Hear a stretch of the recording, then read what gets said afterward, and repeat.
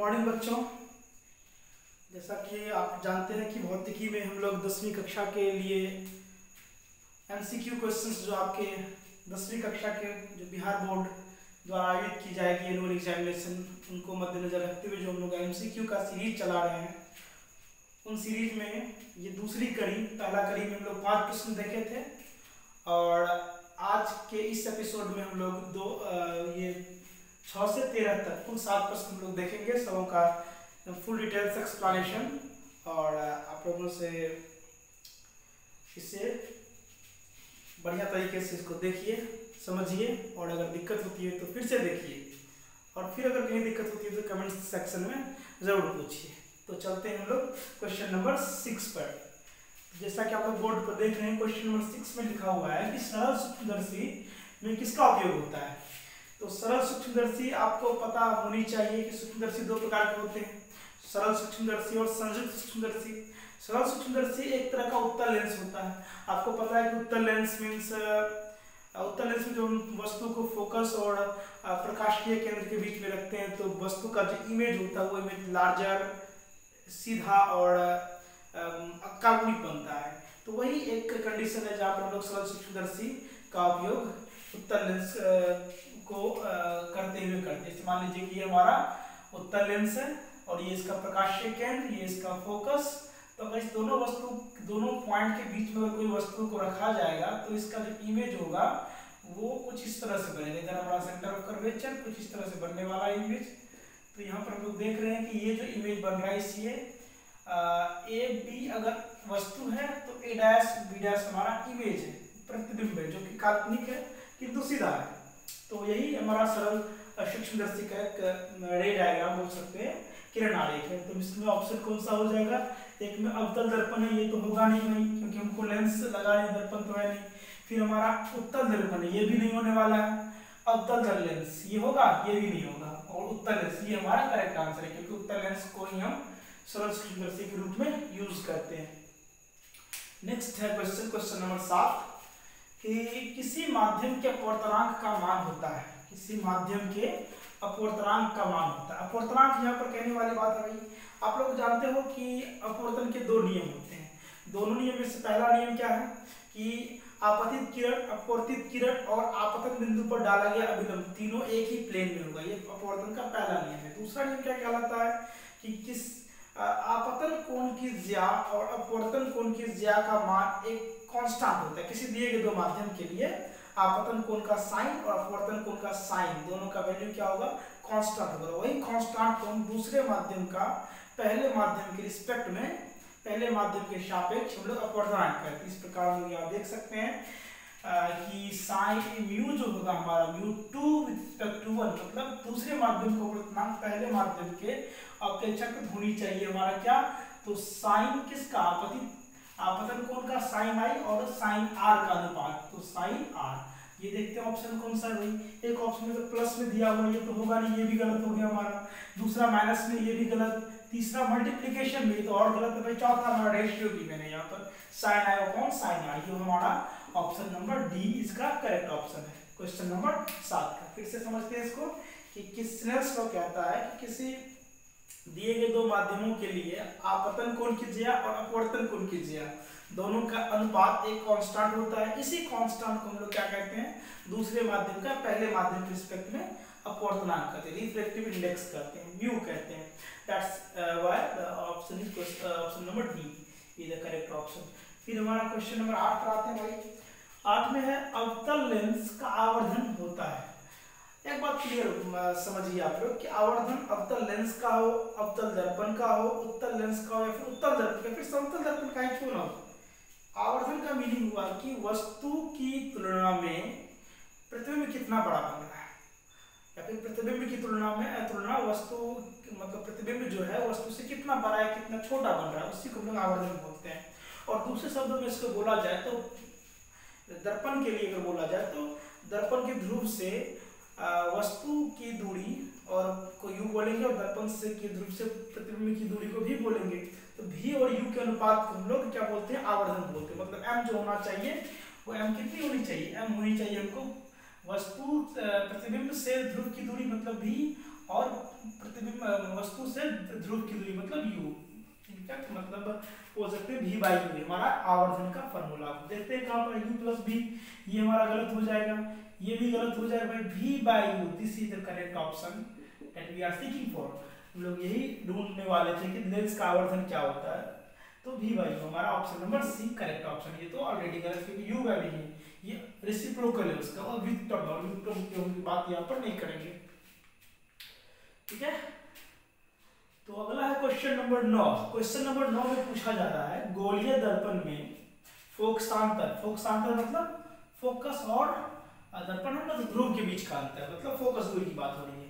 तो फोकस दूरी और वक्रता त्रिज्या, मतलब कहने का क्या हुआ, मैं यहाँ पर इसको थोड़ा इरेज कर रहे हैं और इस क्वेश्चन को समझते हैं।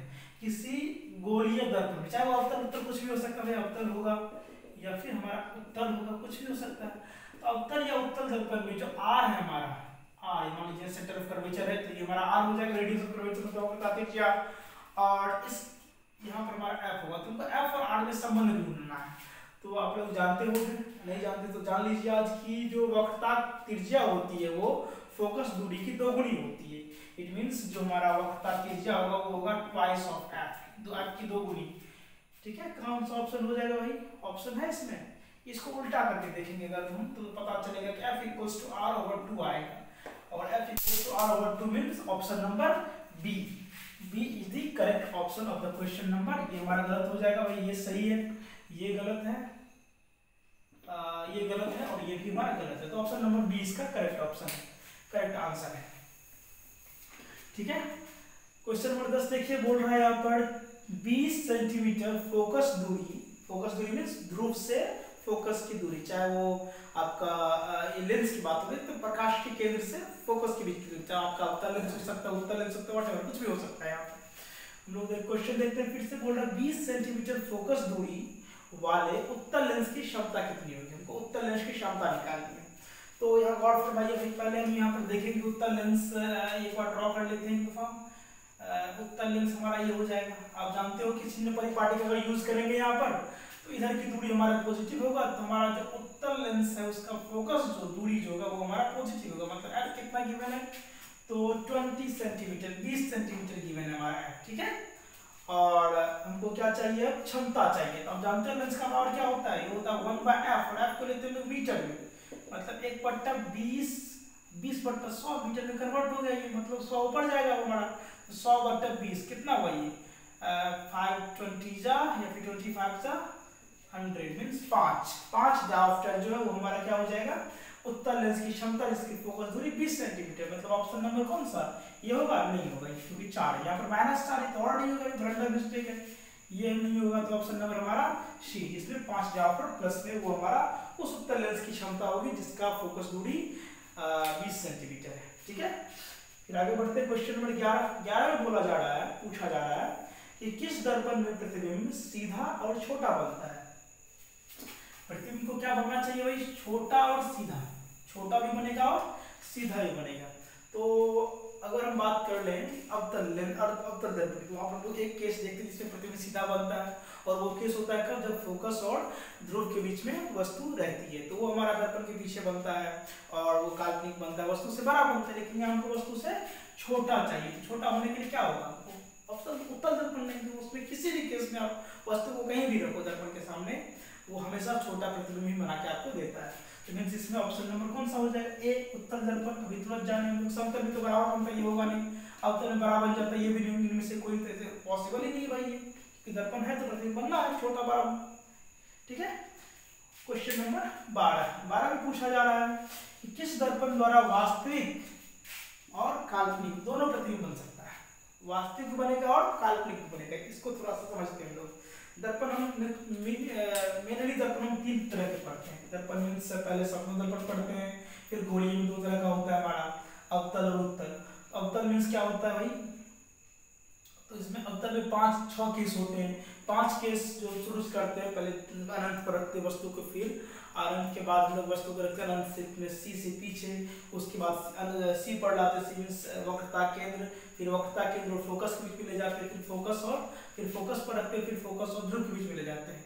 तो इसमें से 5 फर्स्ट केस उसमें प्रतिबिंब हमारा वास्तविक बनता है, और फिर छठा केस जो है उसमें प्रतिबिंब हमारा, जिसमें हम लोग वस्तु को कहाँ रखते हैं, फोकस और ध्रुव के बीच में, उसमें प्रतिबिंब हमारा कैसा बनता है, उससे प्रतिबिंब हमारा काल्पनिक बनता है, सीधा बनता है। तो ऑप्शन नंबर कौन सा हो जाएगा, काल्पनिक और वास्तविक दोनों बनने के लिए हमको चाहिए कि दर्पण हमारा अवतल हो। ऑप्शन नंबर सी, समतल में तो केवल काल्पनिक, उत्तल में केवल काल्पनिक, कोई नहीं तो होगा नहीं भाई। तो ऑप्शन नंबर सी हमारा करेक्ट आंसर है क्वेश्चन नंबर 12 का। ठीक है, आगे बढ़ते हैं क्वेश्चन नंबर 13 के लिए। पूछा जा रहा है यहाँ पर कि हजामत बनाने के लिए, हजामत में सेविंग करना, ठीक है, सेविंग करने के लिए कौन सा दर्पण उपयुक्त है। अब सेविंग करने में क्या होता है भाई, थोड़ा सा दिमाग लगाओ, है कि नहीं। वैसे नहीं कि वैसे यूं यूं याद कर लिए और फिर मारते जा रहे, सर जी ने बोला इसलिए सही है, ऐसी बात नहीं होनी चाहिए। आप थोड़ा गौर फरमाओ यहाँ पर कि अब हजामत बनाने में ऐसा क्या होता है, वहाँ पर दर्पण का टाइप ढूंढने के लिए कहा जा रहा है। तो थोड़ा अगर सोचोगे तो पता चलेगा कि हजामत बनाने में हमको छोटी सी चीज को बड़ी करके देखनी पड़ती है। तो यहाँ पर एक ऐसा दर्पण यूज होगा, एक ऐसा दर्पण का उपयोग करेंगे जहाँ पर छोटी वस्तु को या फिर छोटे वस्तु का प्रतिबिंब बड़ा बनता होगा, और वो हमारा समतल में तो बनता नहीं है, उत्तल में भी नहीं बनता है, तो कौन सा दर्पण होगा, अवतल में। अवतल बचा तुम्हारा, इसमें भी अवतल ऑप्शन हो जाएगा, ऑप्शन नंबर सी। ए नहीं होगा, बी भी नहीं होगा, डी भी नहीं होगा, तो ऑप्शन नंबर सी हमारा करेक्ट आंसर है क्वेश्चन नंबर 13 का। तो ये था आज का टोटल 7 प्रश्न जिनको हमने किया अभी। आशा करते हैं कि आपको ये चीज समझ में आई है। समझ में नहीं आए तो फिर से देखिए, दोबारा देखिए, समझ में आएगी, नहीं समझ में आई है तो फिर से आप एक काम करना, आप कमेंट्स में लिखना, ठीक है। अगर आपको कैलकुलेशंस में कहीं दिक्कत है या फिर मैथमेटिक्स में कहीं दिक्कत है तो आप इसी चैनल पर वीरेंद्र सर का वीडियो आता है मैथमेटिक्स के लिए, वो आप जरूर देखिए, 2-3 दफा देखिए, एकदम पूरी तरह से समझ में आएगी। और अगर फर्दर ज्वाइन करना चाहते हैं क्लासरूम में तो perfect choice coaching centre Madhepura का 2 ब्रांच आपके लिए हमेशा खुली है। हम लोग दिल खोल के आप लोगों का स्वागत करेंगे, आइए। तो आज का वीडियो यही खत्म करते हैं। इसको अपने दोस्तों के साथ साझा कीजिए, चैनल को सब्सक्राइब करें और घंटी का निशान जो है उसको जोर से दबाएं। धन्यवाद।